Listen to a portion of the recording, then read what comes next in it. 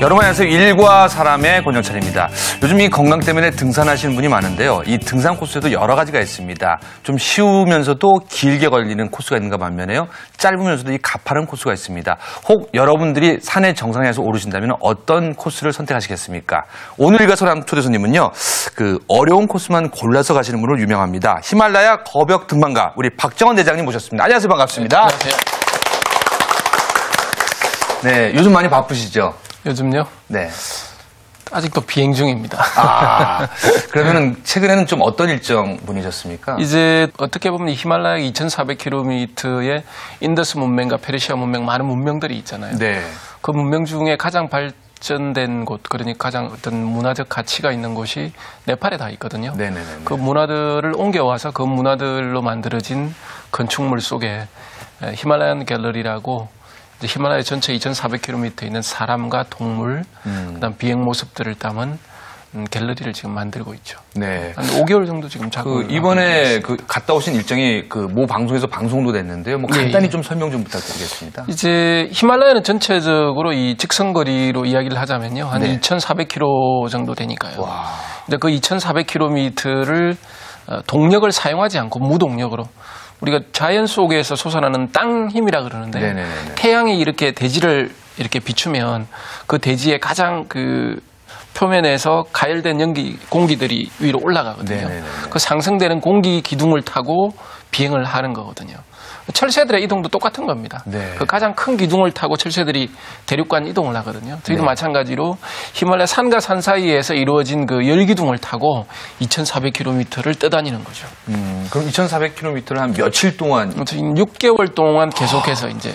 그럼 뭐 거의 사람이라기보다는 예. 그 철새와 같은 수준이라고 보면 되겠네요. 그렇죠. 예, 매일매일 보따리를 싸야 되는, 짐을 싸야 되는. 이제 그게 가장 힘든 게 하루하루 매일매일 짐을 옮긴다는 그게 가장 힘든 것 같아요. 짐을 옮겨야 되는 거예요. 근데 제가 알기로는 그 코스가 한 번도 도전 안 했던 과정이라고 들었어요. 이제 하려면 여러 가지로 이제 처음으로 이제 2,400km를 시도를 한 거죠. 네. 많은 사람들이 시도를 하려고 했지만은 여러 가지 복합적인 요소가 되게 많아요. 이 고산이라는 건 그 고산을 등반했던 경험도 많아야 되고, 그 다음에 이제 비행에 대한 기술, 그 다음에 어떤 자본력 이런 세 가지가 이루어져야 되기 때문에 그런 세 가지를 다 이렇게 완벽하게 소화해내기가 상당히 힘든 거죠. 네. 그럼 이번 일정이 세계 최초, 국내 최초라고 해도 되겠네요. 예. 그런 미친 짓을 하는 사람은 잘 없습니다, 솔직히. 사실은 좀 이렇게 무모하다는 생각도 들고, 왜냐하면 옆에서 지켜보기에는 좀 걱정도 많이 되는데요. 네. 뭐 간단히 우리 박 대장님의 그 뭐 일정을 보면은 안나푸르나 남벽, 에베레스트 남서벽을 비롯해 K2 남낭 동릉, 시샹팍마를 무산소로 등정 다 하셨잖아요. 네. 근데 우리 박 대장님에게 있어서 이렇게 그 여러 장비 없이 무산소로 등정하는 이유는 어떤 게 있을까요? 이제 자신과의 어떤 1대1의 싸움을 더 극대화시키는 거죠. 산소의 어떤 인공적인 어떤 산소의 힘을 빌려서 올라가게 되면요. 어떤 그 어려움이랄까, 이 고통의 어떤 그 정도가 네네네. 좀 상쇄되는 거거든요. 사라지는 거죠. 네. 그러니까 최대한 어떤 자연과 인간이 1대1로 만나서 싸운다 그러면 자연과 좀 하지만 뭘 하지만요.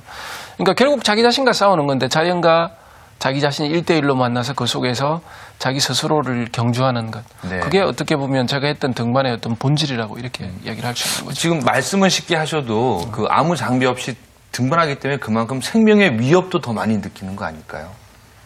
이제 산소가 저산소 속에서 이렇게 비행을 한다든지 등반을 하게 되면요.